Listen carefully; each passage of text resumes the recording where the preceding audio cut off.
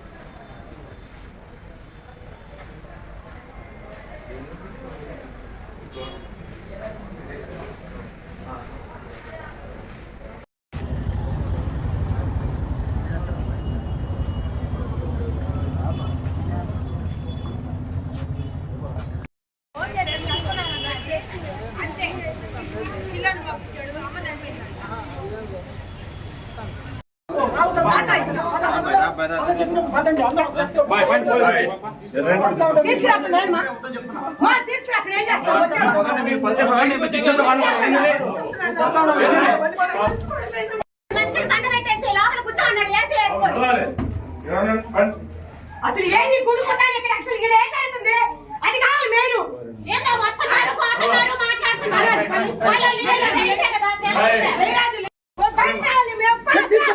మాట్లాడదాం పండి రాని బయటకు రండి ఏందో వస్తున్నారు బయటకు వచ్చాక వెళ్దాము మనం బయటకు వచ్చాక ఫోన్ ఇచ్చారు 3 గంటల నుంచి మేము అంత మంది వచ్చి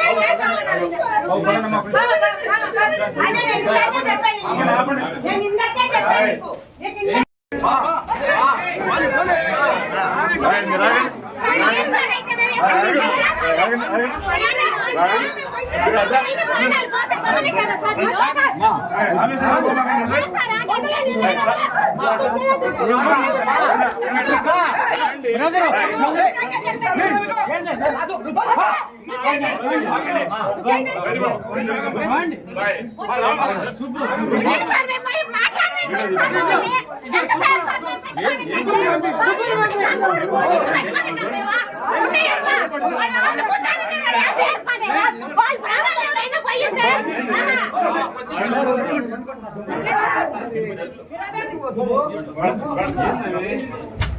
మాట్లాడదాం మాకు వెళ్ళి తీసుకొని వస్తాము మదన్ పోయి తీసుకురండి అమ్మా.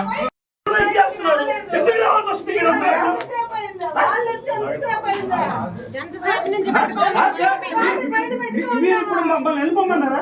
మీకోసం మేము వెయిటింగ్ చేస్తున్నాం. లోపల ఏం జరుగుతుంది? వస్తున్నారు, పోతున్నారు. పెద్ద హాస్పిటల్ డాక్టర్ వస్తాడు, ఇంకొక ఆయన వస్తాడు, ఇంకొక ఆయన వస్తాడు. అవసరం ఏంటి సార్ అసలు?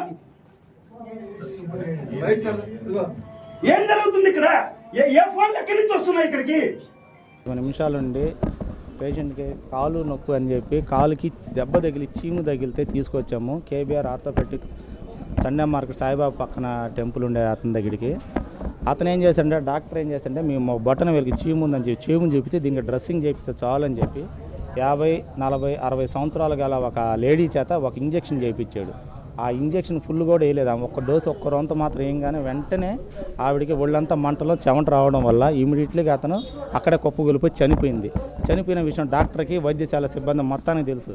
కానీ డాక్టర్ ఏం చేశాడంటే తెలివిగా ఈవిడికి కార్డియాక్ అరెస్ట్ అయింది, మీరు వేరే హాస్పిటల్కి షిఫ్ట్ చేయండి అని చెప్పి ఇమీడియట్గా లోకల్లో ఉండే ప్రైవేట్ అంబులెన్స్ని మాట్లాడించి పేషెంట్ని అంటే బాడీని ఇక్కడి నుంచి తరలించాలని తెలివిగా డాక్టరు ఎంతో సమయస్ఫూర్తితో దీన్ని నిర్ణయించాడు. కానీ అంబులెన్స్ డ్రైవర్లు కూడా చెప్తున్నారా మేము ఎక్కించుకునేటప్పుడు మనిషి ప్రాణం కూడా పోయింది అని చెప్పి డాక్టర్ని కానీ వివరణ అడగంగా అతను నిర్లక్ష్య సమాధానం చెప్తున్నాడు. మా నాన్న కూడా మా చేతిలో చనిపోయాడు, మీ ఇంట్లో ఉన్నా చనిపోతాడు, బయట ఉన్నా చనిపోతాడు, దానికి ప్రాణానికి ఎటువంటి హాని ఉండదు, గ్యారంటీ ఉండదు అని చెప్పి నిర్లక్ష్య సమాధానం చెప్తున్నాడు. ఇటువంటి డాక్టర్ని భవిష్యత్తులో కనీసం హాస్పిటల్ కాదు కదా ఆర్ఎంపీ హాస్పిటల్ కూడా పెట్టేదానికి లేకుండా ప్రభుత్వ వైద్యశాల జిల్లా యంత్రాంగం ఇమీడియట్గా ఇతను ఎంబీబీఎస్ సర్టిఫికేట్ని కానీ ఇతను డిగ్రీ సర్టిఫికేట్ని మొత్తాన్ని బ్లాక్ చేసేసి భవిష్యత్తులో ఇతను ఎక్కడ కనీసం హాస్పిటల్ ఫస్ట్ ఎయిడ్ చేసేదాన్ని కూడా అనార్హుడి కింద ఇతనే చేయాల్సిన జిల్లా యంత్రాంగం వైద్యశాలని మళ్ళీ ఉన్నత అధికారులని మేము ప్రభుత్వం తరఫున ఖచ్చితంగా ఇక్కడ బాధ్యతరాల తరఫున కోరుతున్నాము. అలాగే డిమాండ్ కూడా చేస్తున్నాం. భవిష్యత్తులో ఇటువంటి ఎప్పుడు పునరావృతం కాకుండా కావాలని కోరుతున్నాము.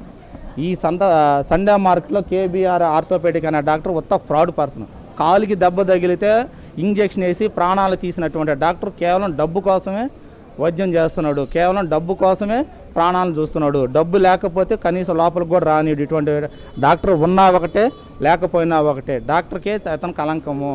డాక్టర్ వృత్తి అంటేనే కేవలం చేతులిచ్చి జోడించాలి. కానీ ఇతను చేసిన ప్రభుత్వం వల్ల ఏంటంటే ప్రాణాలకి అతను సమాజంలో అయితే పనికిచ్చే వ్యక్తి కాదు. ఖచ్చితంగా ఇతని మీద ప్రభుత్వం యాక్షన్ తీసుకోవాలి, ఖచ్చితంగా యాక్షన్ తీసుకోవాలి. అతను ఎంబీబీఎస్ ఎక్కడ చదివాడు, డిగ్రీ ఎక్కడ చదివాడు, ఇతను ఎంతమంది చేశాడు ట్రీట్మెంట్ మాకు మొత్తం ఖచ్చితంగా మీడియాకి వదలాల్సిందిగా మేము ప్రభుత్వం యంత్రాంగానే వైద్యశాలను కూడా ఖచ్చితంగా కోరుతున్నాము. మా అభ్యర్థన ఖచ్చితంగా డివిఓ మేడం గారు ఖచ్చితంగా స్వీకరిస్తారని మనస్ఫూర్తిగా కోరుకుంటున్నామండి. అది